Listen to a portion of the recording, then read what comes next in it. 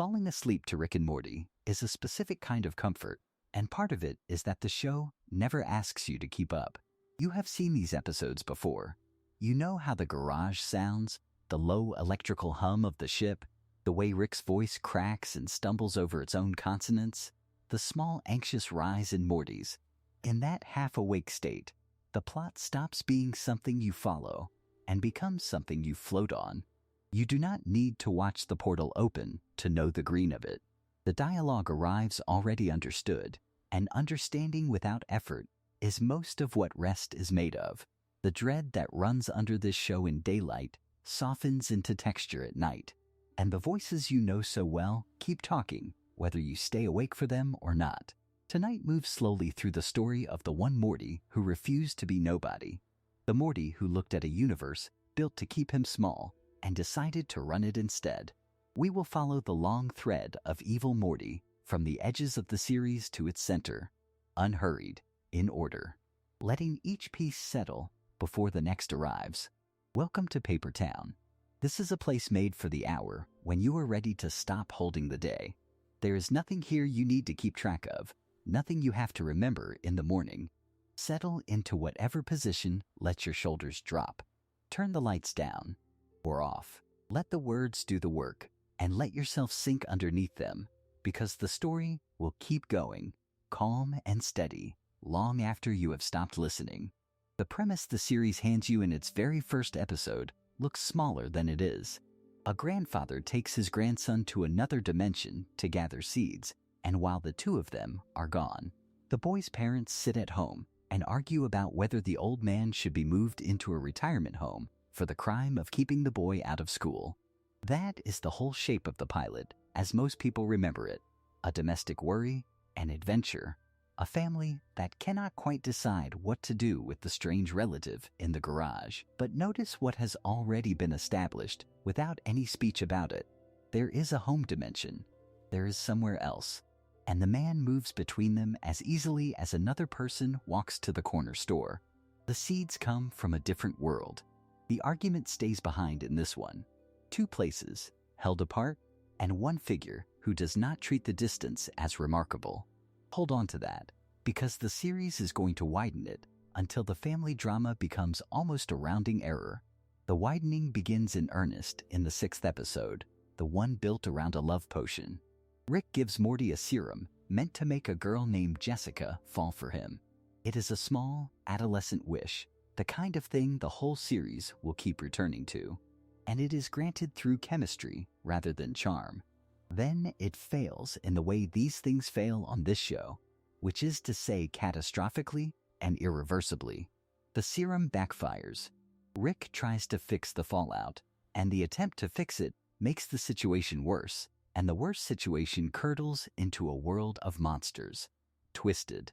Fused shapes the series borrows from the body horror of David Cronenberg. What started as a favor for a teenage crush ends as an infested planet. What matters here is not the monsters. It is the difference in how the two of them stand inside the disaster. Morty feels responsible. He carries the weight of having helped make what feels like a living nightmare. And that guilt is real to him. The way guilt is real to a person who still believes the world can be broken, and therefore still believes it matters. Rick does not carry it. He is unbothered by having created a world of monsters. Think about what that difference means. One of them is measuring the ruined Earth against the life that was supposed to happen on it. The other is not measuring at all, because for him, this Earth is not the only Earth, and a ruined one is simply a card to be discarded. That is exactly what he does. Rather than repair the infested planet, he scans the multiverse and finds a near-identical dimension, one where an alternate version of himself and an alternate version of Morty faced the same crisis, solved it, and then happened to die right afterward. Two vacancies, freshly opened, in a world otherwise indistinguishable from the one they are fleeing. Rick and Morty travel there, bury their own dead doubles in that dimension's backyard, and walk into the house to take their places. And the series continues as though nothing has changed, because on the surface, nothing has. Sit with the quietness of that. It is one of the coldest things the show ever does, and it does it early, and it does it without raising its voice. The fan record, drawing on the fan wiki, gives the two worlds names. The Earth of the pilot belongs to a dimension designated C137. The Earth they move into at the end of the potion episode is a different dimension, C131. The digits are almost the same, which is the point. From the outside, you cannot tell them apart. And neither can Beth, neither can Jerry, neither can Summer, because the versions of them in the new world are close enough to the versions left behind that the substitution passes unnoticed. But the consequence for how you watch everything afterward is enormous. The Rick and the Morty you follow for the rest of the series are transplants. They are not the original pair from the first episode. Every later story about this family is being lived in a house that the two central characters moved into over the graves of the people who were supposed to live there. So before the program has finished its first stretch of episodes, it has taught you two rules, and it has taught them by action rather than lecture. The first rule is that there are many Earths, arranged so finely that they shade into one another by degrees. The second rule is that Rick treats a whole world as replaceable, a thing you leave when it breaks, rather than a thing you mend. Put those two rules together, and you have the engine of everything that follows. The 10th episode of that first season takes the private fact and makes it institutional. Up to this point, the many worlds have been something Rick knows about and uses. Now the show reveals that the Ricks know about each other, and that they have organized. There is a governing body called the Trans-Dimensional Council of Ricks, made up of Ricks drawn from alternate dimensions, and they operate from a shared stronghold called the Citadel. Consider how strange that is, even by the standards already set. Infinite versions of one man existing is the easy part to swallow. The stranger thing is that enough of them are similar enough and cooperative enough to build a bureaucracy and run it together. The most singular, contrarian person imaginable, multiplied endlessly, and the multiplication produces a committee. Our Rick does not fit the committee, and the council knows it. One of them tells him, in effect, that of all the Ricks in something called the central finite curve, he is the malcontent. That phrase, the central finite curve, is one the writers drop in without explanation, and nothing about it is defined yet. No map is drawn, no definition is offered. It is simply dropped into the dialogue, as though everyone present already understands it, and then the episode moves on. For the calm viewer, this is worth pausing over, because the show is signaling that the true geometry of its multiverse is larger than what it is willing to describe yet.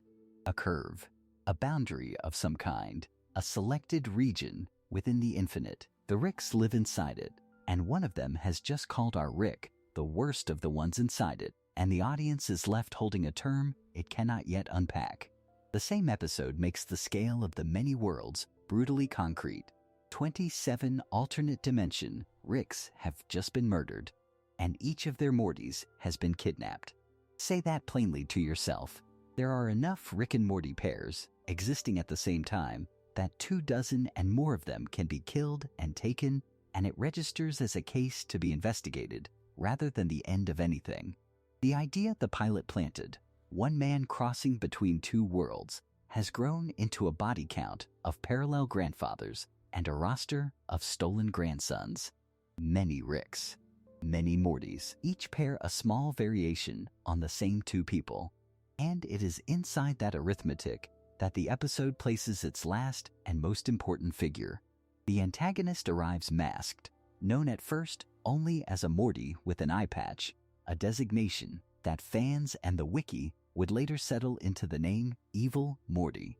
What he is doing is the thing to hold on to as this chapter closes. He is secretly remote controlling a captured Rick, a Rick who has been modified into a cyborg, and that Rick is revealed to be his own grandfather, fitted with a hidden receiver so that the boy can drive the man from the inside. Look at the direction the control is running. Everything the series has shown so far assumes Rick as the mind and Morty as the passenger, the one dragged to another dimension for seeds, the one handed a potion, the one who feels the guilt his grandfather refuses to feel. Hero Morty has taken a Rick and turned him into an instrument. That is why the many worlds premise had to be built first, and built this carefully.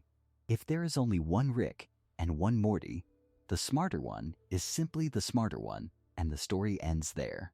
But the series has spent its first season proving that there are countless Mortis, spread across a curve of dimensions wide enough to hold a council and a citadel, and a casual toll of 27 murders. In a field that large, the rule that Morty is the lesser mind stops being a law and becomes only an average. Somewhere in all those pairs, the arrangement can invert. One of them can be the hand on the controls. The canon has now made room for that without ever saying his name. The episode begins with a lie, though you do not know it is a lie until the very end. A portal opens, and out of it steps a Rick and a Morty who are almost, but not quite, the ones you have followed for 9 episodes. This Rick wears a scar across his face, and this Morty an eye patch. They arrive during an ordinary breakfast in an ordinary kitchen, and they kill the Rick who lives there and take away the Morty who lives there. Only after this is done does the show let you understand that the family at the table was never the family you know. They belonged to a different dimension entirely. The season 1 finale opens, in other words, by showing you a crime committed by people who look like your protagonists, and it lets that resemblance do its quiet work on you before it corrects the record. Consider how strange that choice is for an introduction. Most villains are introduced by contrast. They are given a different silhouette, a different voice, a signature that separates them from the hero at a glance. This Morty is introduced by sameness. He is a Morty among Mortis, distinguished only by a small black patch over one eye, and the series trusts that small detail to carry an enormous weight. You are meant to register the eye patch and file it away as a costume, a marking, a bit of menace. The truth is that the eye patch is the entire story, and the finale spends its whole running time keeping that truth in plain sight while you look past it. From that opening, the episode pulls the main Rick, the one designated C-137, out of his own life and into a place that reframes everything you thought you understood about him. He is abducted and brought before the Trans-Dimensional Council of Ricks, which convenes at a location called the Citadel of Ricks. The Citadel is presented as a kind of interdimensional sanctuary, a gathered civilization of infinite Ricks who have decided to govern themselves. And within that sanctuary, the Mortys are treated as disposable commodities. This is the detail worth sitting with. A society built entirely by the smartest man in every universe has organized itself so that the boy at his side is a resource, a stock, a thing held in inventory. The finale does not announce this as horror. It simply lets it be the background, the ordinary texture of the world, which is a colder way to say it. The council accuses Rick C-137 of murdering 27 Ricks from alternate dimensions and of kidnapping their Mortys. He is convicted, and the conviction is wrong, built on evidence that was fabricated to frame him. Here the episode does something that most stories about a wrongful accusation avoid. It makes the accused genuinely unlikable and genuinely capable of the crime, so that the audience, like the council, half believes it. Rick C-137 is arrogant, dismissive, plainly dangerous. The frame fits because he is exactly the sort of Rick who could have done it. Guilt, the finale suggests, is easy to assign to someone who behaves like a monster, and the real culprit understands this better than anyone. The sentence handed down is grotesque in a way the show renders almost casually. A council Rick condemns him to something called the Machine of Unspeakable Doom, which is described in dialogue as a device that swaps his conscious and unconscious minds while stabbing his testicles every 10 seconds. The cruelty is baroque, absurd, and delivered with the same bureaucratic flatness as a parking fine. That tonal flatness is the point. In a world of infinite Ricks, torture is procedure. Nobody raises their voice. The machine is just what happens next. While Rick sits condemned, Morty is left to move through the Citadel and to learn things, And one of the things he learns reorganizes the entire premise of the series. He discovers that Ricks keep a Morty at their side for a reason that has nothing to do with love or mentorship or family. A Morty's brainwaves are complementary to a Rick's. They cancel out a Rick's genius brainwaves, and in canceling them out, they cloak the Rick, hiding him from detection. The boy is camouflage. The grandson is a device. Every Rick who has ever draped an arm around a Morty and called him a partner has, on some level, been carrying a shield made of a child. This is the finale's central revelation about the relationship you have been watching all season, and it lands not as a plot twist, but as a redefinition. Against that cold mechanism, the show sets a single line, one worth holding on to for what it reveals about him. Rick sums himself up to Morty, and a boast fans still repeat, something to the effect that being the Rickest Rick means having the Mortiest Morty. Hear what is inside that sentence. It is affection expressed as ranking. It is closeness expressed as ownership. Rick cannot say that Morty matters to him without translating it into a claim of superiority, a boast about the quality of his equipment.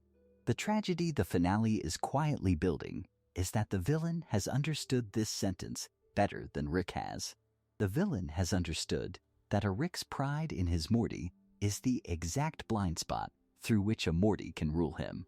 Following the trail of the real killer, Rick and Morty trace it to a compound, and inside the compound, they find the machinery of the crime. It is not a weapon or a laboratory in the usual sense. It is a prison full of captured, tortured Mortis, held there so that their combined brainwaves can mask the brainwaves of the one who runs the place. The same cloaking principle Morty learned about earlier, scaled up into an atrocity.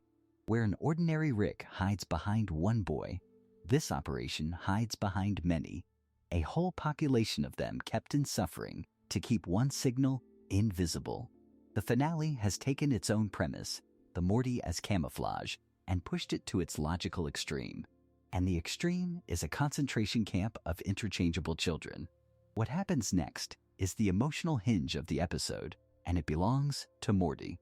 Morty C-137 leads the imprisoned alternate Mortys in a rebellion against the Rick who holds them, and in doing so, he frees his own Rick and frees the other captives. For one moment, the finale seems to be a straightforward story about the disposable rising up, about the camouflage refusing to stay silent. The boys who were kept as inventory take the compound back.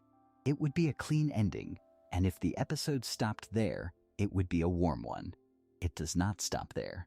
Because when the Rick who ran the compound is killed, the investigating Ricks cut open his skull, and what they find inside is barely a brain at all, just tissue laced with wires and circuits.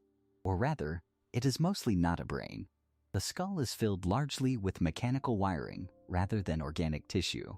The evil Rick who committed the murders, who framed C-137, who built the prison, was never truly alive in the way a Rick is alive. He was a cybernetically controlled puppet. Inside the wiring sits a receiver, a device that was being operated from somewhere else by remote control. The transmitter, it turns out, was hidden inside his Morty's eye patch, the small black patch you were shown in the very first minute of the episode. The detail you filed away as menace was the seat of the intelligence behind everything. Every word attributed to Evil Rick, every action, every command, had actually come from the boy standing beside him. The Rick was the mask. The Morty was the mind. The finale inverts its own hierarchy completely, and it does so using a fact it placed in front of you before the opening credits and never once concealed. This is the reveal the whole episode was built to deliver, and its power comes from how patiently it was hidden in the open. The last thing the finale does with him is the quietest and, to my mind, the most chilling. As the freed Mortys board evacuation ships and the council busies itself examining the puppet's corpse, the eye patch-wearing Morty does nothing dramatic at all. He simply removes the eye patch, crushes the transmitter under his foot, and steps into the crowd of identical Mortis, where he disappears undetected. Think about what that requires. The entire finale has argued that a Morty's greatest property is his interchangeability, his status as one unit among countless identical units, a thing without a distinct signature. And this Morty weaponizes exactly that. The quality that made every other Morty disposable is the quality that makes him invisible. He hides inside the very sameness that the Council built its cruelty upon. That is the introduction, and it arrives without a single word from him to explain it. A boy who used a Rick as a costume orchestrated a genocide of his own kind to stay hidden, framed an innocent version of the smartest man alive, and then vanished into a crowd by simply being what everyone already assumed he was. The finale never tells you what he wants. It only shows you, with great care, exactly how completely he has understood the world he was born into, and how little that world understood him back. There is an episode in the 3rd season called The Ricklantis Mix-Up, and its title is a small joke played on the audience. The synopsis promises Atlantis. The series' own Rick and Morty meet a visiting Rick and Morty from the Citadel, and then they leave for that undersea adventure, and we do not follow them. We stay behind. What the episode actually does is set its own protagonists aside, showing them only in the act of departing, and turn its full attention to the place they leave behind, the Citadel, and the several parallel lives unfolding inside it. That structural choice is worth pausing on, because it is unusual. A show built entirely around 2 characters chooses, for 1 hour, to look past them and study the world instead. And the world it studies is a society, not a backdrop, not a set of gags, but a place with an economy, a police force, a school system, an underclass, and a ruling order that has just been violently removed. The episode is set during the Citadel's first Democratic presidential election. That detail carries weight, because a first election implies there were no elections before it. The Citadel was governed, until recently, by a council of Ricks, and that council was assassinated. So the democracy we are watching is not the natural state of this place. It is a thing that grew in a crater. The old rulers were killed, and into the vacuum comes a vote, and the vote is the frame on which the whole hour hangs. To understand why this matters for the character this series is circling toward, you have to understand the shape of the society itself, and the episode is unusually direct about that shape. There are Ricks and there are Mortys, and they are not equals. A Rick is the genius, the origin point, the one with the portal gun and the plan. A Morty is the companion, the smaller half of the pair, and in the arithmetic of this place, the lesser one. When a Morty candidate enters the presidential race, running against a field of Rick candidates, he polls poorly at first for no reason other than that he is a Morty. Think about what that means as a piece of world building. It means the prejudice is baked in so deep that it does not need an argument. A voter looks at a Morty and simply knows, without thinking, that a Morty does not lead. The candidate's competence is not the question. His kind is the question. And the answer arrives before he has spoken. What the candidate does with that, in a televised debate, is the political center of the episode. He does not plead for sympathy. He does not ask the Ricks to see Mortis as their equals in intelligence. Instead, he reframes the entire division. The real split in the Citadel, he argues, is not Rick against Morty at all. It is class. He tells the crowd, in words the episode gives us directly, that the true divide is between the Ricks and Mortys that, like the Citadel, divided, and the rest of us. Hold that sentence still and look at it, because it is doing something clever. It cuts across the assumed line. It says there are Ricks who benefit from keeping this society split, and there are Mortys who benefit too. And on the other side there is everyone the split is being done to, both Ricks and Mortis together. The enemy is not a kind of person. The enemy is an arrangement, and the people who profit from that arrangement, whatever badge they happen to wear. That is a genuinely radical thing to say inside a place that has organized itself entirely around the Rick-Morty pairing. And the episode does not leave the argument as abstraction. It shows you the arrangement working in 3 separate lives, so that by the time you have heard the debate, you have already seen the thing the candidate is describing. The first is Mortytown, a slum district of the Citadel populated by Mortys who no longer have a Rick. Dwell on that phrase because it tells you what a Morty is in this economy. A Morty without a Rick is surplus. He has fallen out of the pairing that gave him a function, and the place he falls into is a slum. Into Mortytown comes a rookie officer, Cop Rick, partnered with a veteran, Cop Morty, and through their patrol, we see how the law operates here. Cop Morty takes bribes from a Mortytown drug lord named Big Morty, agreeing to look past his operation. And when the rookie flinches at the brutality of policing this district, Cop Morty tells him, in effect, that nobody cares what happens to Mortis, that violence against them costs nothing, because no one is counting. It is a bleak civics lesson delivered by the person who ought to be protecting them, and it is offered not with cruelty, but with the tiredness of someone stating a known fact. The subplot does not resolve into anything comforting. Cop Morty kills Big Morty, and then turns his gun on his own partner, and Cop Rick shoots and kills Cop Morty. Everyone in the scene ends dead or a killer. Nothing resolves, and no lesson survives the encounter. What you are left with is the texture of a place where the people at the bottom prey on each other while the people meant to keep order are bought, and where the only thing that reliably happens is that Mortys die and the ledger records nothing. The second life belongs to the school. At Morty Academy, Rick less Morty students are being educated, and the episode is precise about what that education is for. They are told they will graduate by being assigned to a new Rick. Read that carefully. Graduation is not the completion of a self, it is allocation. The student is an asset, and the diploma is the moment the asset is handed to its owner. The school treats these Mortys not as individuals with agency and futures of their own choosing, but as inventory to be distributed to the Ricks who need a companion. Every warm word about their potential is, underneath, a description of their resale. One student, Slick Morty, cannot live inside that.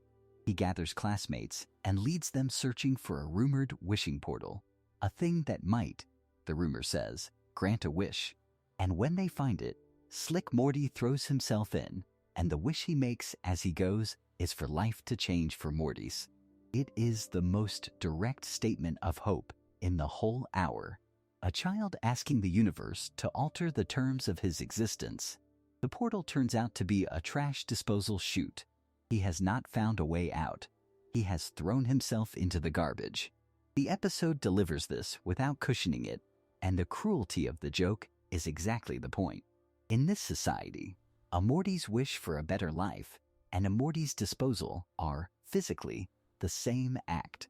The chute does not distinguish between them. The third life is at the top. Rick D. Sanchez III, one of the many Ricks, is identified in the episode as the owner of the Simple Rick's Wafers Factory, a maker of a product built on manufactured contentment. He belongs to the ownership class the candidate was describing. The Ricks who like the Citadel the way it is because the way it is pays them. And his fate ties the three threads together with the fourth. Because at the end of the hour, through a musical and visual callback to an earlier episode of the first season, Close Rick Counters of the Rick Kind, the episode reveals who the Morty candidate has been all along. Candidate Morty is Evil Morty, the same figure who haunted that earlier story, running now under a secret identity. The episode scores his victory with a returning motif, and the recognition lands as both a thrill and a chill, because the audience has spent an hour agreeing with him. We heard the debate. We watched Mortytown and the Academy prove his point. We were on his side.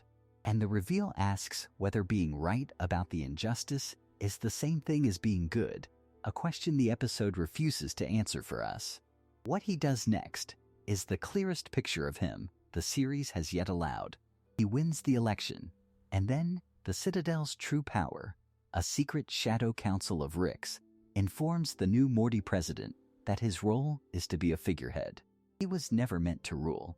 He was meant to be the acceptable face on a machine the Ricks would go on operating. This is the arrangement in its purest form, the division the candidate named revealed to have been running the election itself. The vote was real, and the outcome was permitted only so long as it changed nothing. And the new president's answer to being told he is a puppet is to order his guards to execute the Ricks who back that plan. Among the Ricks killed on his order is Rick D. Sanchez III, the wafer magnate, the owner. The class the candidate identified in his debate is, on the night of his victory, physically removed. Notice what the episode has built. Every subplot was a demonstration, and the ending is the demonstration's conclusion drawn in blood. The Mortys of Mortytown die uncounted. The Mortys of the Academy are graded and allocated like stock. Slick Morty's hope goes down a garbage chute, and a single Morty, the one who understood all of it, seizes the one lever the society left unguarded, the vote, and uses it to reach the top and then destroy the men who thought they were using him. The world produced him. That is the argument the chapter is making, and the episode makes it with a kind of cold economy. Before you know his name, before the episode tells you which Morty this is, you have already seen the machine that would manufacture such a person, running at full capacity, grinding through the people at the bottom, while the owners sell wafers and the council pulls the strings from a room the voters never see. There is a temptation, when a villain is this composed and this effective, to explain him entirely by his psychology, to say he is simply cruel or simply brilliant. This episode declines that explanation, or at least postpones it. It insists first on the conditions. It shows you an underclass with no rights, a police force that will not protect them, a school that sells them, an aristocracy that profits from keeping them low, and a hidden council prepared to hollow out even the appearance of change. It shows you a Morty who looked at all of that and understood, correctly, that the division was the point. Whatever he becomes, and the series will spend a long time on what he becomes, he was born into a world that had already made the case for him. The politics come before the person. That is where this chapter leaves him, standing over the bodies of the men who ran the machine in a citadel that built him without ever meaning to. There is a particular kind of political story that only works if you already know the ending, and the story of how evil Morty built his career inside the citadel of Ricks is exactly that kind. Watch it forward, and it looks like an underdog campaign. Watch it backward, from the dossier that closes the episode, and every warm speech becomes a piece of concealment. The chapter of his life that concerns us here is the one where he stops being a hidden hand and becomes an elected office, and the show hides the whole of it inside an episode that pretends to be about something else entirely. Consider the frame first, because the frame is part of the deception.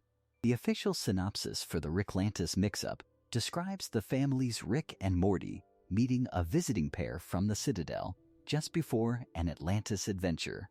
That is the promised story. That is the door the audience is invited through. And then the episode simply walks away from it, cutting to the Citadel and staying there, following ordinary Ricks and ordinary Mortys through a place that has just lost its government. The Atlantis trip is a coat check. You hand over your expectations at the entrance, and the episode spends the whole runtime somewhere else, in a city in the middle of a constitutional crisis, and it never gives the coat back. That crisis is the ground evil Morty builds on. Earlier in the season, in the Rick Shank Rickdemption, Rick C-137 wiped out the ruling council of Ricks, and the Ricklantis mix-up opens into the vacuum that killing left behind. A society run by a council of the same man, suddenly with no council. Into that vacuum comes an election, the first of its kind, and into that election comes a candidate who understands something none of the Ricks seem to grasp.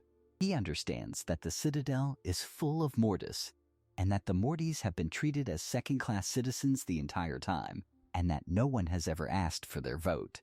He runs under the name Candidate Morty. He represents what the episode calls the Morty Party, and his entire platform is dignity, the promise that a Morty is not merely the small quiet half of a pairing, but a person owed the same standing as any Rick. Think about what a strange and effective piece of positioning that is. In a city built by Ricks, for Ricks, the largest untapped constituency is the very population the Ricks have spent their lives ignoring. Evil Morty does not invent a grievance. He locates a real one, an injustice the series has shown us since the first season, and he offers himself as its answer. That is the false identity working at its most elegant. The lie is not the message. The message may even be true. The lie is the man delivering it. There is a moment at a campaign debate where the whole thing turns, where he wins the crowd, and then he does something that makes no sense as ordinary politics. He fires his own campaign manager. Not a rival, not an obstacle, his own man. The Morty who has been running the campaign at his side. In the language of a normal election, that is self-sabotage. In the language of what Evil Morty is actually doing, it is a loose end being cut before it can be pulled. Because a campaign manager sees everything. A campaign manager is the one person close enough to notice that the candidate does not quite add up. And someone does notice. An investigator, Rick, without fanfare, delivers a set of files to the now fired campaign manager Morty, and those files expose who candidate Morty really is. The fired man reads them, and he does what a person does when he learns he has been standing next to a fraud of enormous scale. He goes to a rally, he confronts the candidate, and he shoots him. This is the episode's cruelest structural joke, and it lingers. The one figure who uncovers the truth, the one who acts on it, is a discarded staffer with a gun and no institutional power at all. Truth arrives, and it arrives too late, and in the hands of the wrong person, which is another way of saying it arrives harmlessly. Candidate Morty survives the shooting. He wins the election, and it is a close one, and he becomes the first democratically elected president of the Citadel of Ricks, a society of the smartest version of the same man. And the first thing it does with democracy is hand the office to the one person in the building who is not what he claims to be. The show lets that irony stand without underlining it. A room full of Ricks, each of them convinced no one could outthink him. All of them outthought by a Morty they never once suspected of thinking at all. Then the episode closes, and the closing is where the frame finally pays out. A dossier is revealed, and the dossier tells us that the newly elected President Morty is the same figure from much earlier in the series. The eye patch Morty, who secretly controlled Evil Rick in that same first season finale. That episode aired in April of 2014, years before this campaign. And for the entire runtime of the Ricklantis mix-up, his identity stayed hidden. From the crowd, from the council, from us. The reveal is not a twist bolted on at the end. It is the retroactive key to everything you have just watched. Every speech about dignity, every handshake, the firing of the manager, the survived assassination, all of it was one continuous act of concealment, and you were inside it the whole time without knowing. To understand the weight of that reveal, you have to go back to what Eye Patch Morty did in Close Rick Counters. There, he used a hidden transmitter concealed in his eye patch to remotely mind control a Rick, and he used that puppeted Rick, the one the show calls Evil Rick, to commit a string of murders of other Ricks. And then he arranged for Rick C-137 to be framed for those killings. Study the method, because the method never changes. He does not act as himself. He acts through a controlled proxy, while an innocent party takes the blame. The eye patch hides a machine. The campaign hides a man. In both cases, the visible figure, the puppet Rick, or the earnest candidate Morty, is the surface a controlling intelligence hides behind. The presidency is not a departure from that first crime. It is the same trick performed on a vastly larger stage, with a whole society as the room he is working.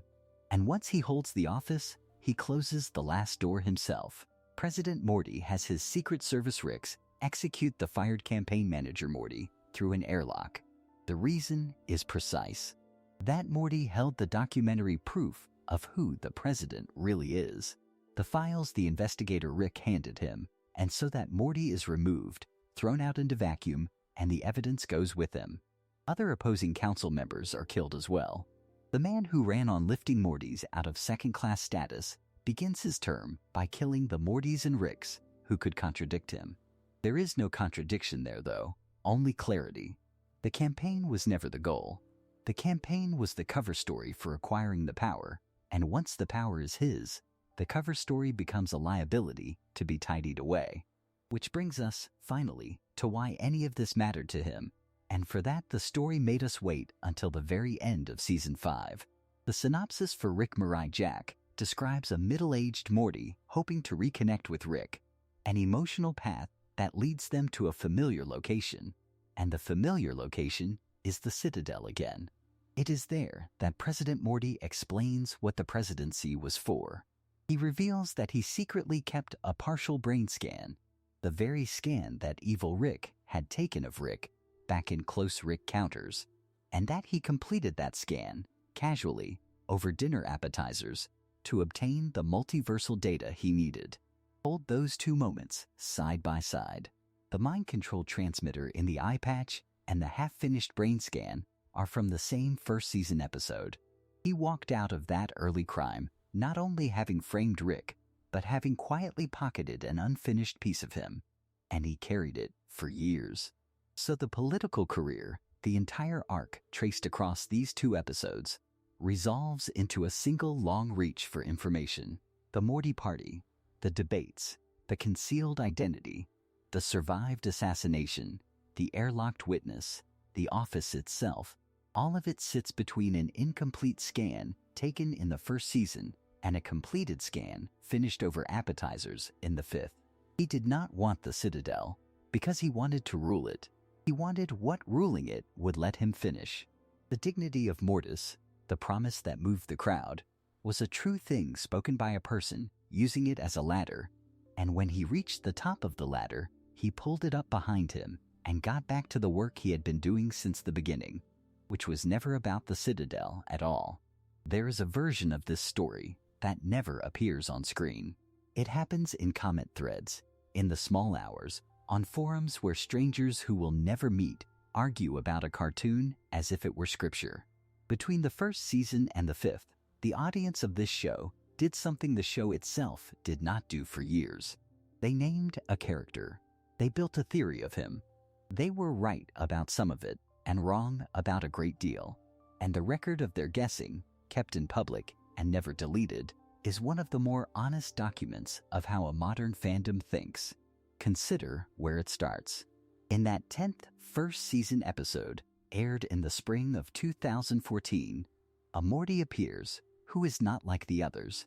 The series does not call him anything. No character in that episode, or in the next several years of episodes, calls him Evil Morty. That name was invented by the people watching.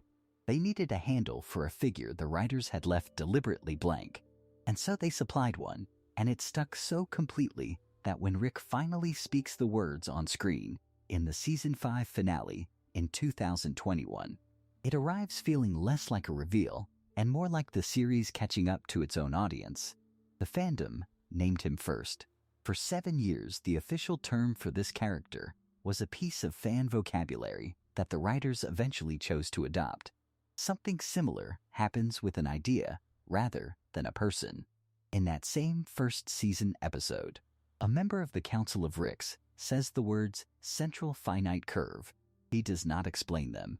Nothing in the scene stops to say what they mean. The phrase simply passes through and is gone. And the show does not meaningfully return to it until the finale of Season 5, which means that for the better part of a decade, the term sat in the transcripts like a locked door with no visible key. Think about what a phrase like that does to an attentive audience. It is a promise the writers may or may not have intended to keep, and the fandom treated it as a promise, going back to that one line, turning it over, deciding it must matter because why else would it be there? They were, as it turned out, correct. The boundary that phrase describes becomes the center of the character's entire plan. But they could not have known that for years. They only suspected, and the suspicion was enough to keep the door in mind. The middle of this story has a date attached to it. and the date is part of why it aches. In September of 2017, an episode called The Reclantis Mix-Up ends with a reveal that reorganizes everything the audience thought it understood. An anonymous figure, known only as Candidate Morty, survives an assassination attempt by his own campaign manager, wins a democratic election, and becomes the first elected president of the Citadel. And in the closing moments, the episode reveals that this president is the same Morty from the first season, the one the fans had named. It is a genuine shock, delivered cleanly. And then the show stops. It does not explain why he wants what he wants. It does not say where he came from. It offers the fact of him and withholds the reason for him, and it holds that silence for almost exactly 4 years, until the finale of 2021. 4 years is a long time to sit with a cliffhanger. It is long enough for a fan who was in college when the reveal aired to have graduated by the time the answer came. In that gap, the theories multiplied, because a vacuum in a story of this kind does not stay empty. The audience fills it. Here is where the wrong guesses live, and I want to treat them with some respect, because being wrong in an interesting way is its own kind of achievement. One widespread theory before Season 5 held that the main Morty, the one the audience follows every week, the Morty of Dimension C-137, would eventually become or merge with the evil version. It is an elegant idea. It gives the hero a dark mirror that is also, secretly, himself. The finale disproved it plainly by keeping the two of them separate characters straight through to the end. There was no merge, no transformation, no dropping of the mask to reveal the face you already knew. They were, and remained, two different people. A second theory ran deeper and was, in some ways, sadder. It proposed that the evil Morty was Rick's original Morty, the first one, replaced at some point, and now moving through the multiverse seeking revenge for having been discarded. You can see the appeal. It gives the villain a wound, a reason, a claim on our sympathy. The finale contradicted it, but not by simply denying it. It contradicted it structurally by revealing that Rick's original daughter, his original Beth, died as a child. And if there was no grown Beth in that original timeline, then there was never an original Morty for Rick to have, and therefore no earlier Morty to be replaced by the current one. The theory did not just turn out to be false. The scaffolding it stood on was shown never to have existed. That is a particular quality of this show, that it will disprove a guess, not with a line of dialogue, but by rearranging the ground beneath it. And that same original Beth is at the center of the strangest piece of this history, the one where the fandom's caution was rewarded and its certainty was punished in the same stroke. Go back to the first episode of Season 3, The Rick Shank Rickdemption. Rick, in the custody of the Galactic Federation, tells his interrogators a tragic origin story. His wife Diane, his daughter Beth, both killed by a rival version of himself. And then he tells them, in effect, that the whole thing is a totally fabricated origin story, invented on the spot to manipulate them. The audience took him at his word, mostly because the series had trained them to distrust sentiment, to assume the sad version was the trap. For years, the received wisdom in the fandom was that the tragic backstory was a lie Rick told, a piece of theater, nothing more. The finale of Season 5 undoes that too. It reveals that the story of Diane and the original Beth being killed by another Rick, the story Rick himself dismissed as fabricated, actually happened. The lie was the claim that it was a lie. The fans who had debated this for years, who had argued that the tragedy was real and been told they were being naive, were vindicated at last, and the vindication came from the show admitting that its own protagonist had been lying about lying. Consider how rare that is. A character deflects the truth by preemptively calling it false, and the audience that refused to believe the deflection turns out to have been reading him more honestly than he read himself. Not every thread got resolved so cleanly, and one was resolved by being deliberately made permanent. At the end of the ABCs of Beth, the fourth episode of Season 3, Rick offers to clone his daughter so that one copy can leave to adventure while the other stays with the family. The episode does not say which Beth, if either, is the clone. It simply ends on the ambiguity, and the episode let that ambiguity stand for more than a year. When the answer finally came, in the season 4 finale, it was not really an answer. A flashback shows that Rick did make the clone, exactly as offered, and then relabeled and shuffled the two vats so that even he would not know which Beth was which. The theory was not confirmed. It was not denied. It was sealed shut on purpose, made unanswerable by a character within the story, which is a way of telling the audience that this particular question is closed and will never open again. What all of this describes is a strange collaboration, mostly one-sided, between a group of writers who plant lines and withhold reasons, and an audience that treats every withheld reason as a debt to be collected. The fans named the villain, the writers left nameless. They kept a phrase alive that the show forgot for 7 years. They guessed wrong about mergers and replaced Mortis, and they guessed right about a tragedy that the protagonist himself denied. And in the 4 years of waiting between the reveal and the reason, they built, in public, a record of what it looks like to love a story enough to keep arguing with it in the dark. Consider how the finale begins, not with a villain, but with a breakup. Rick starts Rick Mirai Jack in the company of two companions called the Two Crows, and for a stretch he seems content with them, adventuring at their side as though he has found something like peace. Then he abandons them. The reason he gives himself is quiet and a little devastating. The alliance was never real. It was a rebound, a way to fill the space left by his falling out with Morty. And the moment he understands that, he walks away from it. Think about what that admits.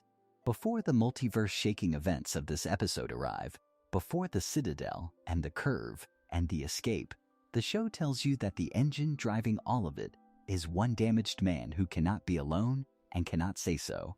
He returns to Morty, and the two of them go to the Citadel. There, Rick agents escort them inward, deeper into the structure, toward a meeting with the figure who now governs the whole place. The Citadel has a president. When the two of them are finally brought before that president, the mask comes off, though it was never really a mask.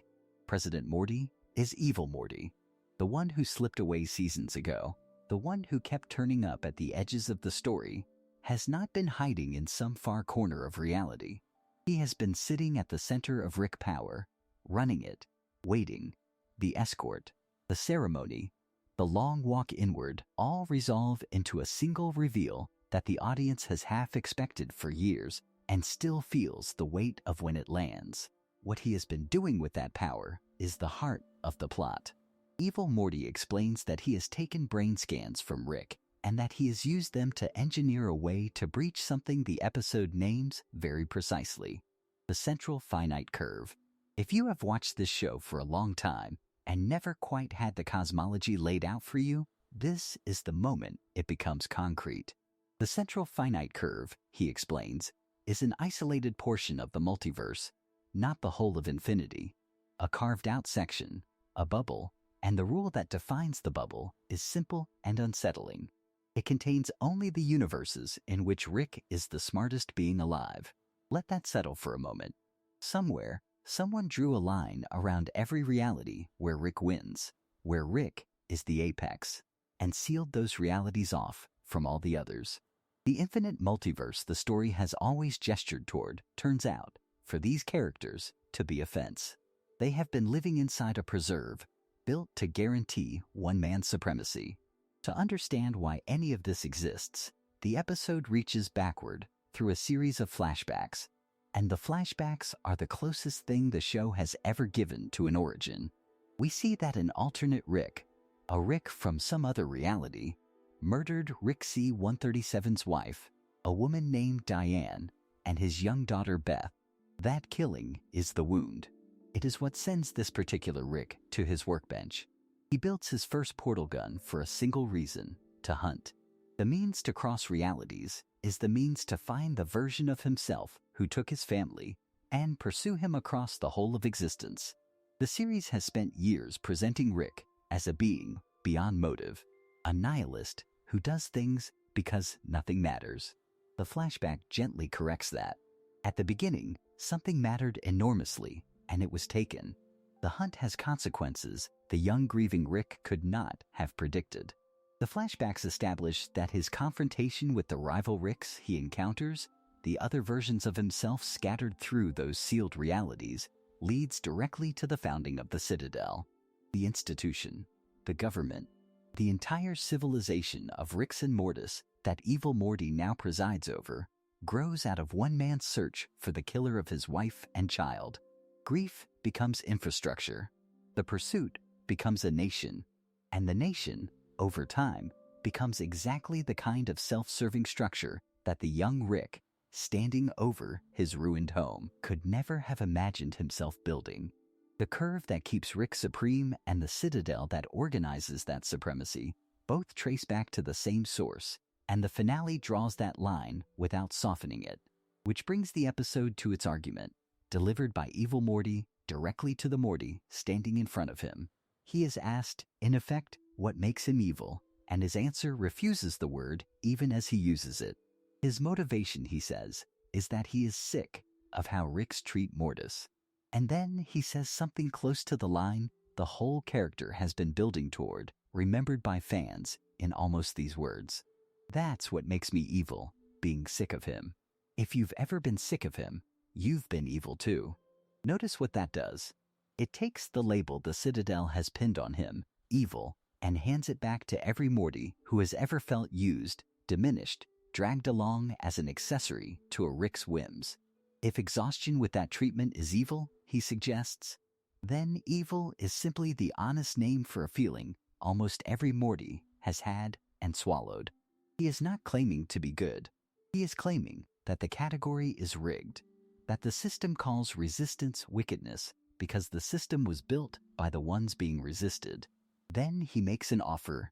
He invites Morty, our Morty, to join him, to leave Rick behind and step out of the arrangement that has defined his life. It is a real offer, and it is a tempting one, because everything evil Morty has just said is aimed precisely at the resentment our Morty carries. Morty refuses. That refusal is easy to skip past in the noise of the finale, but it is doing quiet, important work. Given the chance to name his fatigue as evil and act on it, given a version of himself who has already made that choice and won, Morty declines. He does not defend Rick with an argument, he simply will not go. Whatever holds him to Rick is not reasoned, and it survives contact with the most persuasive case against it he will ever hear. Then the destruction begins. Evil Morty sabotages the Citadel's portal guns and drains its portal fluid supply, and the result is not a clean coup, but a slaughter. The Citadel is home to a vast population of Ricks and Mortis, and cutting off the portal guns and the fluid that powers them causes mass casualties among them. This is the cost of his revolution, and the episode does not hide it behind spectacle. The place that was built out of one Rick's grief is emptied out by one Morty's. There is a terrible symmetry to it. The institution born from a man hunting the killer of his family ends with a mass killing engineered by the one person who understood the institution well enough to run it, and then to end it. In the collapse, Rick and Morty do one concrete thing that is worth holding on to. They detach a section of the Citadel, breaking off a piece of the dying station in order to evacuate the surviving Mortys as everything around them is destroyed. It is a small mercy inside an enormous catastrophe. Rick, who built the portal gun to hunt and whose pursuit seeded this whole civilization, spends the final minutes of its existence trying to carry some of its most disposable inhabitants out alive. The gesture does not undo anything. It does not balance the casualties. But it is there, and the episode lets it stand without comment. A single act of rescue in the middle of an ending. Evil Morty does not stay to watch. He escapes the exploding citadel in a pod, and here the mechanics of his plan pay off in a single continuous motion that is worth tracing slowly. The explosion tears a breach, and he rides that breach through the central finite curve. Understand what that means in the terms the episode has already given you. He passes through the wall.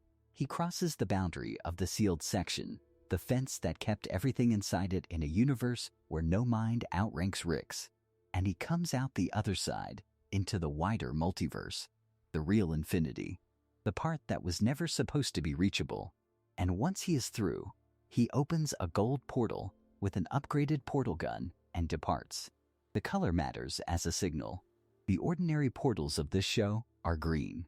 His is gold, a different technology, a different order of thing, and he uses it to walk out of the story entirely into a multiverse that no longer has a fence around it. He leaves Rick behind in the most complete way the show can manage.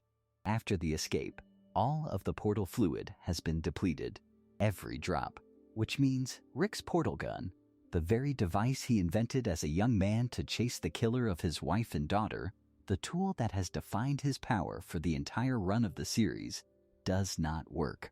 The being for whom an entire curve of realities was reserved, the smartest man in every universe inside that curve, ends the finale stranded, holding a dead instrument. While the Morty he underestimated for years crosses into a bigger reality than Rick has ever been allowed to touch. The prison that guaranteed Rick's supremacy has been opened, and the one who opened it did not free Rick. He escaped past him. This is where Rick Mirai Jack leaves its characters, and it is worth setting the episode in its place. It is the 10th and final episode of Season 5, and the 51st episode of the series overall, and it first aired on Adult Swim on the 5th of September, 2021. For a show that had built a reputation on avoiding exactly this kind of consequence, on resetting itself, on treating its own mythology as a joke it could abandon whenever it grew inconvenient, the finale commits. It names the cosmology out loud. It gives Rick a grief-shaped origin. It lets its most patient villain win, breach the wall, and vanish. And it strands the protagonist with a useless gun and an unanswered offer still hanging in the air. Whatever you make of the seasons around it, this episode chose to close a door it had spent years pretending did not exist, and to let the character everyone called evil be the one who walked through it first. There is a shape hidden inside the infinite. That is the first thing to understand about the central finite curve, and it is the hardest, because the infinite is supposed to have no shape at all. An endless multiverse, by definition, contains every possibility, every arrangement of atoms, every version of every life lived 1,000 different ways, and yet somewhere within that endlessness, someone drew a wall.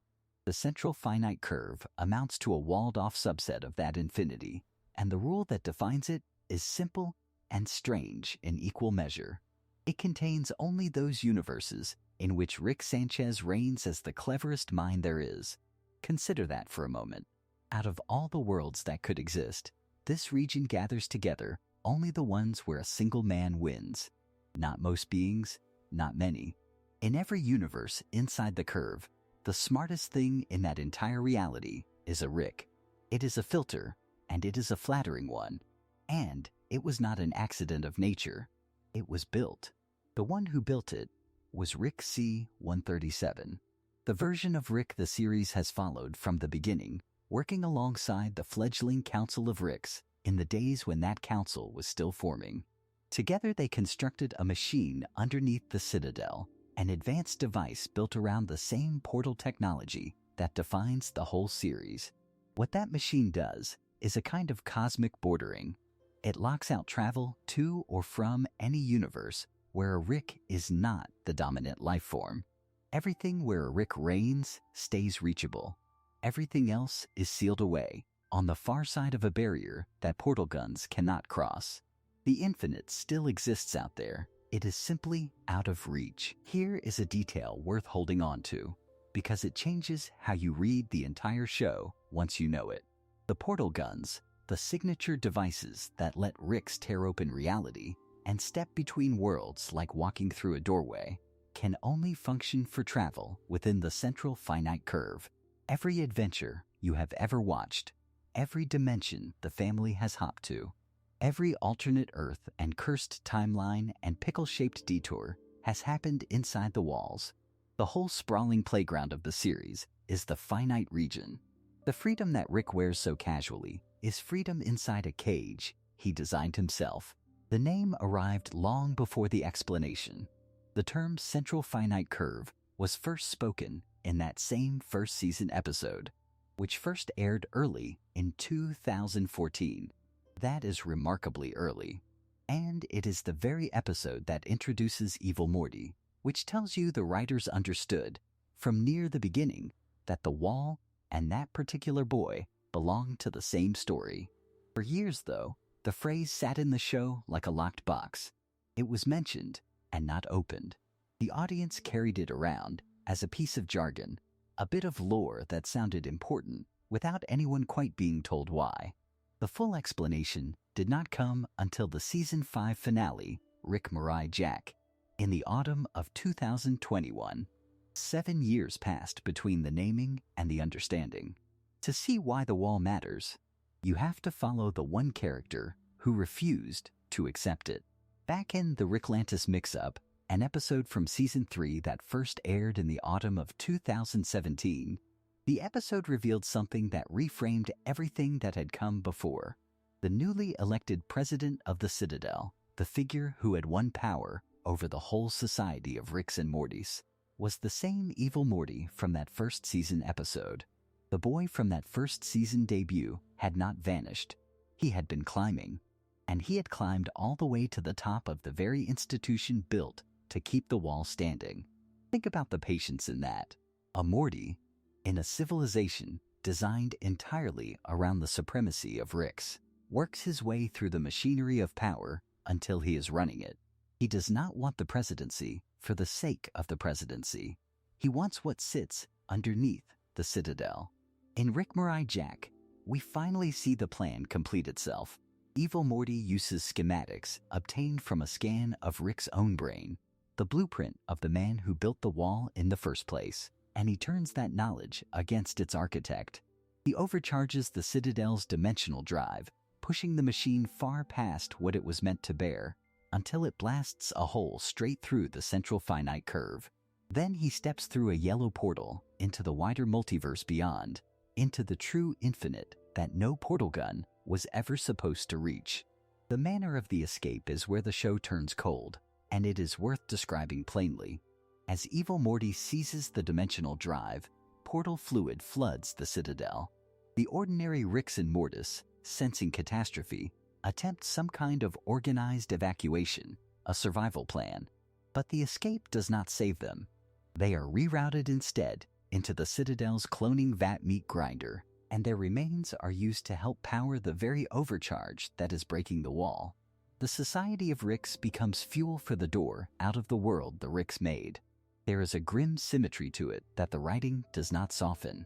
The system built to preserve Rick supremacy is fed, literally, into the engine of its own undoing. The color of that portal matters more than it seems. Every portal in the series has been the familiar green, the shade of ordinary travel inside the walls. Evil Morty's is yellow. It is a different door because it opens onto a different kind of place. Since portal guns only work within the curve, that yellow tier had to lead somewhere the guns could never reach on their own. Outside the finite region, into the parts of the multiverse where Rick is not guaranteed to be the smartest thing breathing. For the first time, a character leaves the flattering region and enters the honest one. Now the question that hangs over everything. Why does Rick fear this so deeply? The show does not hand us a speech, so I will offer it only as reading, not fact. The curve is the one place in all of existence where Rick is always the winner, by construction. To escape it is to enter the infinite where, somewhere, inevitably, there are things smarter than him. The wall was never only a prison for others. It was a comfort for its builder, a guarantee written into the geometry of reality that he would never have to meet his superior. Evil Morty did not just break out, he broke the guarantee. Here is where the fiction reached back into the real machinery of the show, because the writers chose to let the rupture stay ruptured. By most accounts, its writers kept Rick's portal gun deliberately broken for most of Season 6, treating it as an intentional and lasting consequence of evil Morty tearing the wall open. This was a decision made in a writer's room, and it is a telling one. They did not want the finale's ending undone too easily, snapped back to normal by the next episode, as this kind of show so often does. So the broken gun became a leash. It forced the family into more grounded, terrestrial storylines, kept them on Earth, kept them together, made them live for a while without the escape hatch that had always defined them. That is the quiet weight of what evil Morty did. He won no battle and killed no one. He changed the rules the series runs on. For the first time, the door to the infinite stands open, and the men who lived by portals cannot use theirs. The cage was comfortable, and someone finally walked out of it, and the series has been living with the draft ever since. There is a peculiar fact about this character that shapes everything else, and it belongs not to the story, but to the recording booth. For most of the show's life, the voice you were hearing when evil Morty spoke was the same voice you heard when any Morty spoke, and the same voice you heard when any Rick spoke. Justin Roiland performed evil Morty and every other version of Rick and Morty from the character's first appearance in 2014 through the end of season 6. One man sitting at a microphone playing a war between countless copies of two people. When you understand that, a great deal of what makes evil Morty frightening starts to look less like writing and more like performance, like a single throat learning to hold two opposite temperatures at once. Consider where he begins. Evil Morty first appears in the season 1 finale, the episode called Close Rick Counters of the Rick Kind, which aired on the 7th of April, 2014. He arrives quietly as the servant behind a Rick, an ordinary-seeming Morty with an eye patch, and the reveal of his cruelty is not delivered with a shout. It is delivered with stillness, and the moment the show chooses to seal that first impression is a musical one. As he destroys the transmitter hidden in his eye patch, a song plays, an indie rock instrumental called For the Damaged Coda, recorded by the band Blonde Redhead in the year 2000. That song was not written for him. It predates the series by well over a decade, but from that scene onward, it became his unofficial leitmotif, the sound the series reaches for whenever it wants you to feel the particular loneliness of this one small figure who has decided he is done being anyone's tool. Think about what a leitmotif does in a piece of long-form storytelling. It is a promise the audience does not know it is being made. The first time the melody plays, you simply feel a mood, a sadness underneath the menace. You file it away without meaning to. And then, seasons later, when the melody returns, your body remembers before your mind does. The show understood this early. It attached a feeling to a face, and then it waited. The return comes in the 3rd season, in the episode The Ricklantis Mix-Up, and this is where the production reality becomes almost hard to believe. That episode leaves its usual family behind and spends its entire runtime inside the Citadel, a city populated by nothing but variants of the same two people. Dozens of Ricks, dozens of Mortys, cops and factory workers and candidates and schoolchildren, all of them versions of the same original pair.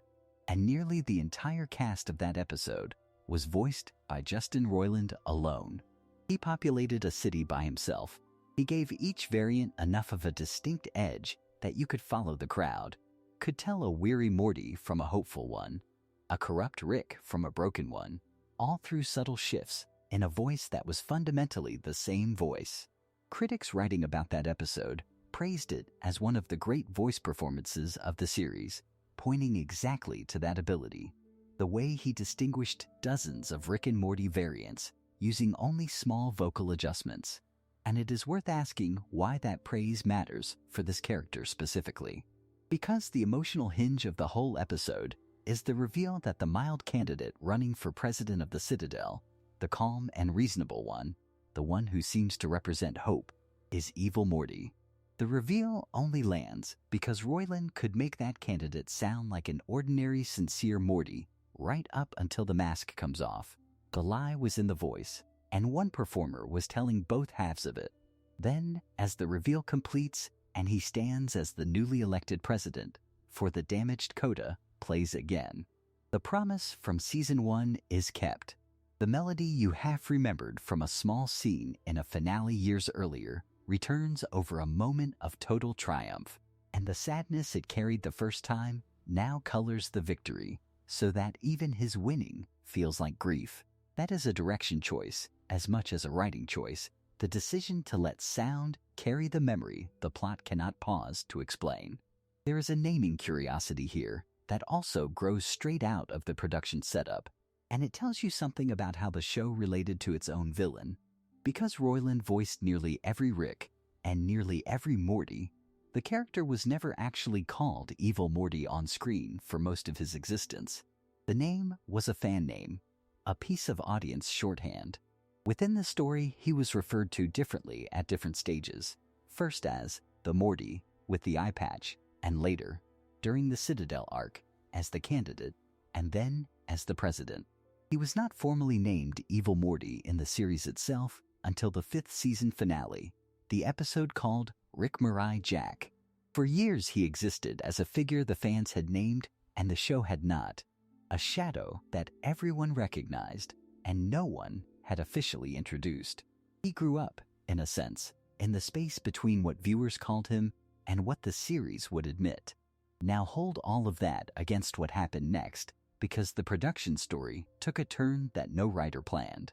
In January of 2023, Adult Swim ended its relationship with Justin Roiland after he was charged with domestic abuse. Those charges were later dropped, but the professional decision stood, and it removed him from all voice work on the series. The man who had been Rick and had been Morty, and had been every variant of both, the man who had populated an entire city by himself, was gone. And the series faced a question that almost no long-running animated show ever has to answer so completely. How do you replace a voice that was, functionally, the entire cast? The answer was 2 people where there had been 1. For the 7th season, in 2023, the show hired Ian Cardoni to take over Rick Sanchez, and it hired Harry Belden to take over Morty Smith, which meant Belden also inherited Evil Morty. Think about the size of that inheritance. A young performer stepping into a role that a single previous actor had defined so totally that the character's menace was inseparable from that actor's particular vocal control. And within that role, the hardest sub-role of all, the version of Morty who is not lovable at all. Belden's first time voicing Evil Morty came in a 7th season episode called Unmortrican, and by his own account, he did not experience it as a burden. He described it as his favorite episode to record by far, and he said he felt spoiled getting to take on such a major Evil Morty story so early in his time with the series. There is something quietly moving in that, an actor arriving at the most intimidating door in the whole house and finding, instead of dread, a kind of delight. He got to play the villain almost immediately, and he treated it as a gift rather than a test. What interests me most is how he described the work itself, because it is a rare thing to hear a performer articulate the exact difference between 2 versions of the same face. Belden said he plays Evil Morty as cool, calm, and collected, in control of everything. And he said this was a deliberate stripping away. He named the qualities he uses for the regular Morty, the happy, lovable, upbeat qualities, the nervous warmth we associate with the boy, and he described removing them, one by one, until what is left is only the control. That is the whole character, described from the inside. Regular Morty is feeling, always leaking feeling, stammering it out. Evil Morty is the absence of that leak. He is what a Morty sounds like when nothing spills. Notice how neatly that lands on top of the direction choices the show had already been making for years. The leitmotif, that sad and steady melody, is calm. The reveal in the Citadel worked because the candidate was calm. The horror of Evil Morty was never volume. It was composure where composure should not exist, a child's voice, with all the child drained out of it. So when a new performer arrives and independently describes his method as cool, calm, and collected, He is not inventing a reading. He is naming the thing the animation and the music and the writing had been signaling all along, and then supplying the voice that matches it. The continuity here is not that Belden imitates Roiland. It is that both of them understood the same truth about the character, that his danger lives in his stillness. There is a lesson in that about how a show signals a shift from innocence to menace without ever announcing it. You do it with restraint, not with escalation. The innocent Morty is loud in his fear, all flailing and complaint. The menacing Morty is quiet, and the quiet is the whole point. When Belden speaks of stripping out the upbeat and the lovable, he is describing an act of subtraction, and subtraction is exactly how the story taught us to read this character across nearly a decade. Every time the music went soft instead of frantic, every time a Morty stopped stammering and started speaking in full, level sentences, you were being told, without a single word of exposition, that this was not the Morty you knew. It is a strange and slightly haunting thing when you lay the production history end to end. A character who spent most of his life sharing a single voice with his own enemy. A performance so total that one man became a crowd, and a critic reached for the phrase, the voice performance of a lifetime.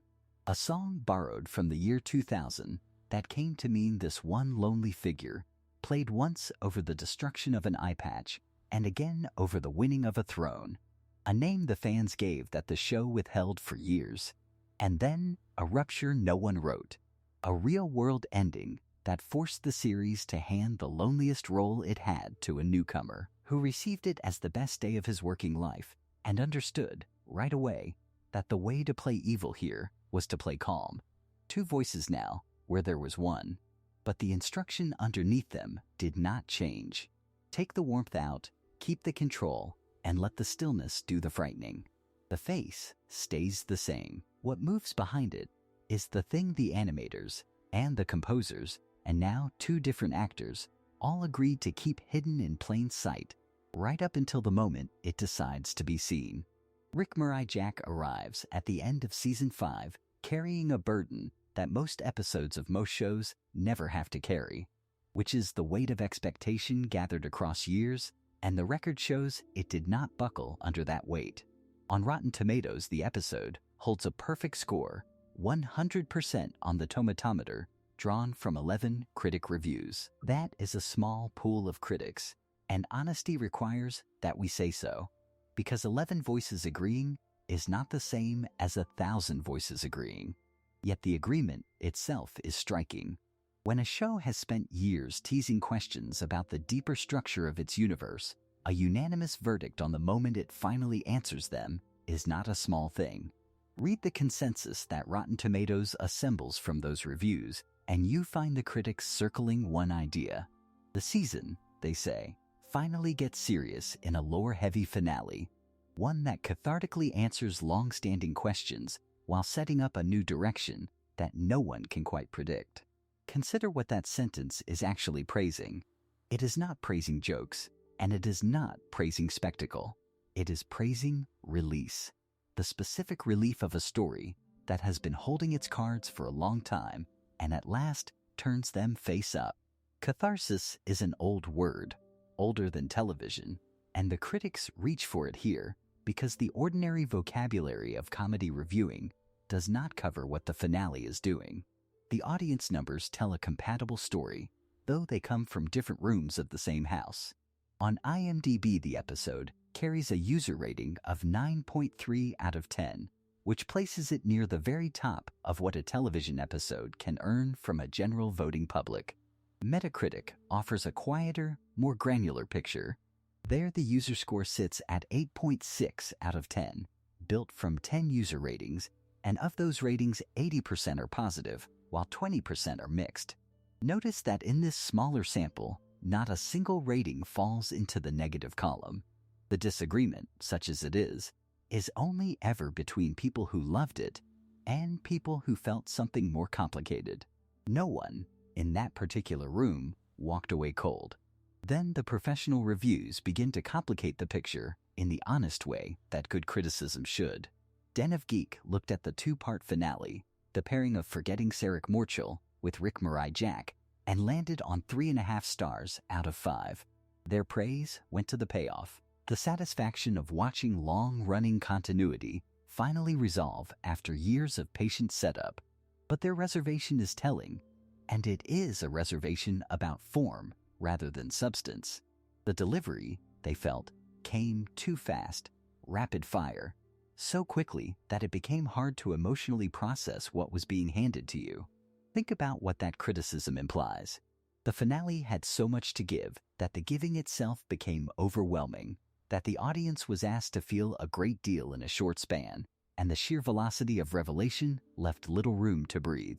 Enemy arrived at a similar place from a slightly sharper angle. Their review acknowledged that the finale was stuffed with answers to some big questions, which is the same virtue the other critics named. But Enemy pressed on the thing underneath that virtue and asked whether answers alone amount to a story. It is hard to escape the feeling, they wrote, that there is not much of a story being told here, just fan service. That is a real charge, and it deserves to be taken seriously rather than waved away, because it points at the difference between a narrative and a delivery of information. And yet the review does not end in dismissal. It ends, instead, in one of the more honest closing lines a critic has ever committed to print about this show. "Our head hurts, but we enjoyed it," they wrote. We think. Hold those two sentences in your mind for a moment, because they capture something that the perfect scores and the high averages cannot. Here is a professional reviewer, someone paid to reach a clear verdict, admitting that the finale left them genuinely uncertain about their own experience of it.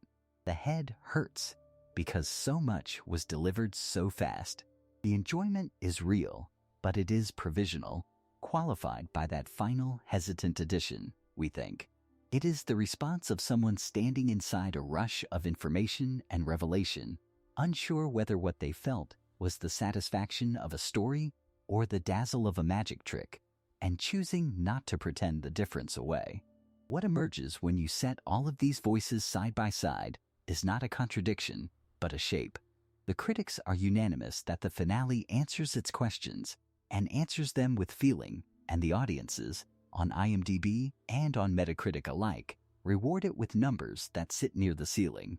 The dissent, where it exists, is never about whether the finale delivered. It is about the cost of delivering that much, that quickly, the way catharsis at speed can blur into overload, the way a season's worth of held secrets released all at once can leave a viewer breathless and slightly unsure of what just happened to them. That is a rare kind of reception. Rick Morai Jack was loved almost without exception, and part of what people loved was precisely the thing that also left them a little dizzy. Consider the strange position the show found itself in after evil Morty walked through his hole in the fence and vanished into whatever lies past the central finite curve. He had left. The narrative had, in a sense, released him. And yet, the people who make the program could not simply let the question rest, because audiences do not let such questions rest, and so the years that followed filled steadily with statements, hedges, and careful non-answers about whether the character would ever come back. In September of 2022, around the premiere of Season 6, Dan Harmon addressed it as directly as he ever would. He said that you will definitely be seeing him again. Then, almost in the same breath, he added a caution that we may not be seeing him soon. Notice the shape of that, a promise and a delay delivered together so that the reassurance arrives already wrapped in patience. He was telling the audience to expect a return and to stop expecting it quickly, both at once. In that same conversation, he pushed the certainty as far as language allows. He said he could say with 100% certainty that evil Morty is coming back, but that he could not give a schedule on that. And he grounded the vagueness in the ordinary facts of production. Season 7 was already written. Season 8 was already in production. The machine was running ahead of the broadcasts, which meant that even the man steering it could not tell you when a particular thread would surface, only that it had not been cut. There is something telling in that gap between certainty and schedule. A creator can know a character is safe, can know the intention is intact, and still be genuinely unable to say when it will pay off, because the writing has moved on to other rooms while the audience is still standing in this one. By June of 2023, in a conversation with Collider, Harmon offered the closest thing to a philosophy of restraint. He said that evil Morty appears in only small touches each season, and that the reason is to keep the writers from saying too much. The goal, as he described it, was modest and deliberate. At least one episode per season that touches the character's larger arc. Not a season built around him. Not a slow march of revelations. A touch. A single point of contact per year, enough to keep the thread alive without spending it. Consider what that means as a creative discipline. The most mysterious figure the series ever produced is kept mysterious precisely by being rationed. Every time you explain a character like that, you make him smaller. So the writers chose to underfeed the curiosity on purpose, to leave the audience slightly hungry, because a slightly hungry audience keeps the myth intact, and a satisfied one lets it deflate. But between those two interviews, something happened that no philosophy of pacing could have planned for. On the 24th of January, 2023, Adult Swim dropped Justin Roiland from Rick and Morty. Roiland had voiced evil Morty from the character's very creation, had given him that particular flatness, that withheld quality. The voice of a Morty who had stopped performing Panic. He was let go amid domestic abuse charges that were later dismissed. Whatever one makes of the surrounding events, the practical consequence for this thread was blunt and enormous. The voice that had defined the character was gone, and the show still had a promise to keep. So the question shifted. It was no longer only whether evil Morty could return in later seasons. It was whether he could return sounding like himself when the throat that made him was no longer in the building. The answer arrived with a new name. Harry Belden took over the main Morty after Roiland's exit, and it was Belden who voiced evil Morty for the first time in the Season 7 episode titled Unmortrican, which aired on the 12th of November, 2023. Belden later described how he thought about the difference between the two roles, and his framing is more precise than most fan analysis. Regular Morty, he said, is happy, lovable, upbeat. Evil Morty is cool, calm and collected, in control of everything. Those are not two performances of the same boy. They are two opposed relationships to fear. One Morty is buffeted by the universe. The other has quietly decided he will not be. Hold that distinction next to the plot of the episode itself, because it explains the emotional logic of the ending. In Unmortrican, Rick lets evil Morty escape with the Omega device. He does not stop him. And when Harmon was asked why, in an interview on the 21st of November, 2023, he gave an answer that reaches past the mechanics of the scene entirely. He said that Rick basically gave a leash that is around his neck to someone that is not him, because he is more invested consciously in the destruction of himself. Read that slowly, because it inverts everything the surface of the moment suggests. It looks like Rick loses. It looks like the smarter, colder Morty simply outmaneuvers him and takes the weapon. Harmon describes something stranger. A handing over. Rick gives the leash, the instrument of control over his own fate, to a person who is not him, precisely because Rick wants, at some conscious level, his own undoing. The escape is not a defeat forced on Rick. It is a self-destruction Rick chooses, routed through the one figure in the multiverse who is calm enough, controlled enough to carry it out. So the character kept his promise of return without contradicting his own myth. He came back with a new voice that understood the assignment. Cool where the other Morty is warm, in control where the other is overwhelmed, and he came back in a single episode, one touch in a season, exactly as the rationing philosophy prescribed. The leash Rick was quietly holding out, he took. Whether he uses it soon or ever, the interviews would only ever say the same two things together. Definitely, but not, perhaps, soon. Consider what it means for a story built entirely around one man's genius to end its central arc with that man outmaneuvered by a version of the boy he drags through the multiverse. Evil Morty is not simply another antagonist in Rick and Morty. He is the show turning its own premise inside out, and the way he does it rewards slow attention, because the philosophy underneath him is quieter and stranger than the spectacle suggests. He arrives first in the first season finale, though at the time no one watching had any reason to mark him as important. The show introduces him as Eye Patch Morty, a small figure standing behind a larger scheme, and the reveal is that he has been remotely controlling a captured and mutilated Rick, the one the episode names Evil Rick, using a mind control device. That controlled Rick was being framed for the murders of other Ricks and other Mortys. Notice the shape of that first appearance. A Morty is not the pawn here. A Morty is the hand moving the pawns, and the pawn he chooses to move is a Rick.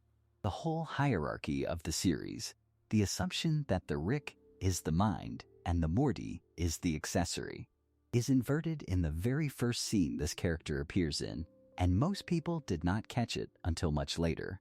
That later comes in the 7th episode of the 3rd season, the Ricklantis Mix-Up, an episode set almost entirely inside the Citadel, that city of Ricks and Mortys.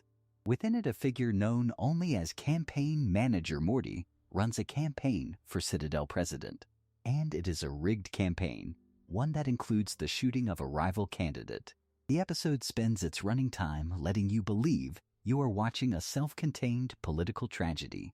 Then the epilogue arrives, and the newly elected President Morty is revealed to be the same Eye Patch Morty from that first season episode. Think about the patience that requires, both from the character and from the writers. Years of real time, seasons of story, and the same small figure has moved from controlling one Rick in the shadows to being elected to rule the entire civilization the Ricks built for themselves. He did not get louder, he got closer to the center. What makes this matter, and what separates Evil Morty from the endless catalog of alternate Ricks the series loves to parade, is the direction of the achievement. Anyone can imagine a smarter Rick, a colder Rick, a Rick who wins. The show has shown you many, but a Rick beating other Ricks only confirms the premise that intelligence of the Rick kind is the highest thing in this universe. A Morty succeeding, where Ricks fail, attacks that premise directly.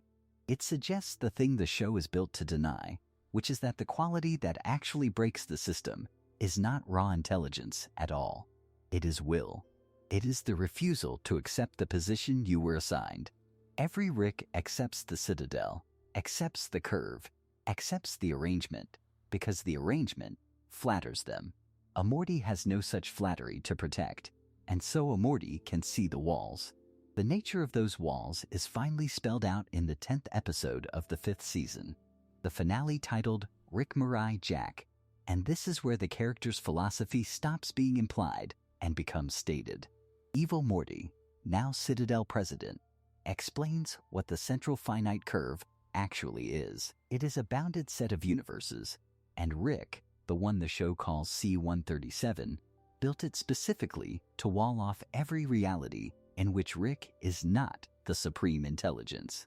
Evil Morty describes it, in a line that lands harder for how plainly he says it, as an infinite crib built around an infinite baby.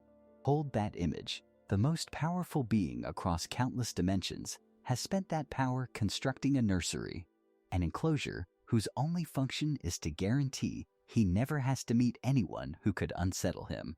The genius the whole series orbits is reframed, in one sentence, as a form of hiding.